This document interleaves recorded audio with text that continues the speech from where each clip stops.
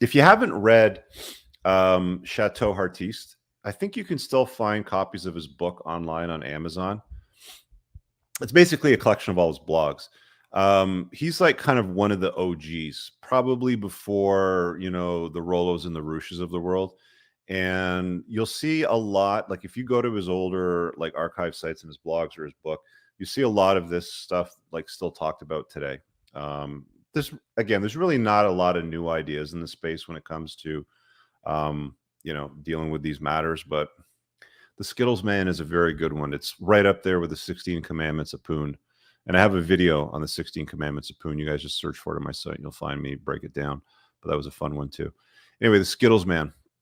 Let me read it. Reader Fabian linked a funny story on Don't Date Him Girl blog. And in quotations, he had several lady friends who stayed the night at his house, and he claimed they were just friends. He frequently forgot important details about me, such as the fact that I had a sister, my birthday, and what sort of hobbies I had. He blew me off constantly, would return calls a week later with the excuse of I was busy. I often spoiled him with gifts, rides, and sex to receive a bag of Skittles in return, and I don't even like Skittles. That was the only gift I ever received from him. I met new friends and they were bonding over worst ex-boyfriend's story. And suddenly we realized, boy, a lot of these sound like the same. What was his name? It was the same guy. This dude was dating every chick out there. He was the Skittles man. So these gals were talking about him. So the title of this blog is Be a Skittles Man. The second part to that is in an unintentional juxtaposition for the ages, this reader Joel, or you know, by the name of Joel, left a comment on my pimp slap post is the title of it, about a wedding that he attended. So this is another version of another guy. I just attended a wedding, the bill for which paid mostly by the parents of the bride, but was special input from the groom's parents. I don't even cost today. Like they're pretty expensive. 150,000 would probably be like just an average one. But yeah, would easily pay for the private education of several children. So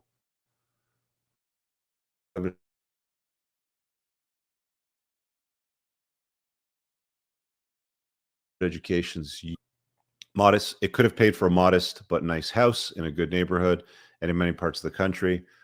He said the flowers cost at least $15,000 at this wedding. It is amazing what the matriarch does. The Darwinian purpose of this, I believe, is to keep the husbands working their asses off, to keep them broke so they can't go out and buy a younger woman for their next wife or keep a concubine. Really, there's no other logical explanation for this excess spent. Two men, it goes on and says, two vastly different experiences with women.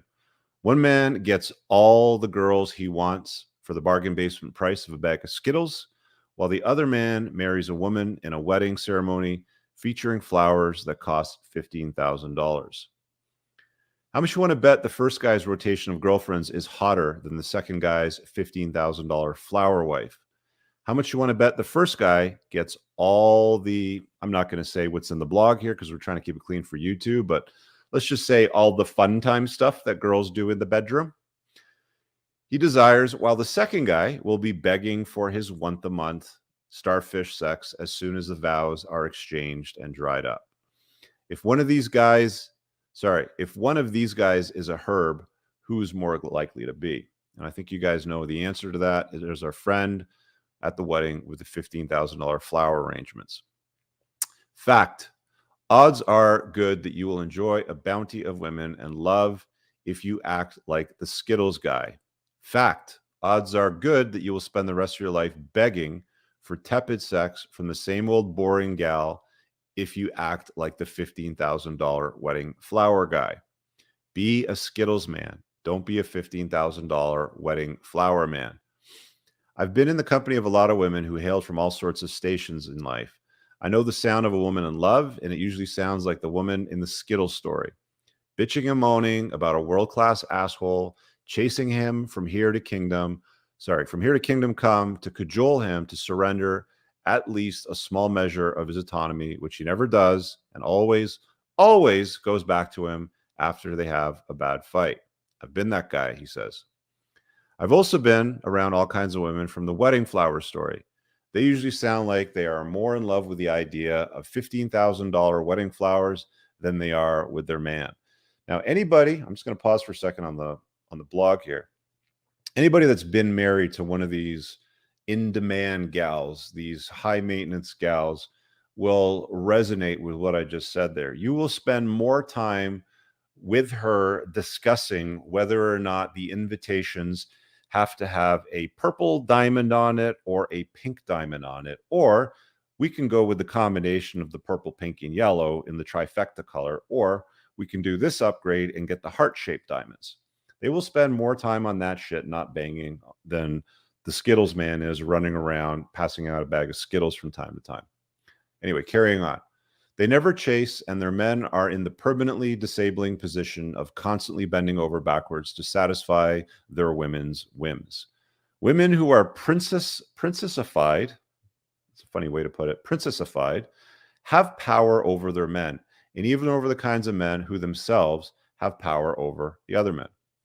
The women know this, and they subconsciously resent it. Joel is right. The matriarchy and all of its silly manifestations, extravagant weddings, diamond nookie bar, pop culture propaganda, daddy government disease is structured to handicap man. To cut them off at the knees, fitting really because a man on his knees is exactly where he'd have to be to agree to a $15,000 wedding flower arrangement. The finances aren't the core issue. It's the corrosive effects such as wasteful expenditure for a woman will have on her attitude. The matriarchy loathes and fears the Skittles man, the freeloader who nonetheless basks in the love of many women.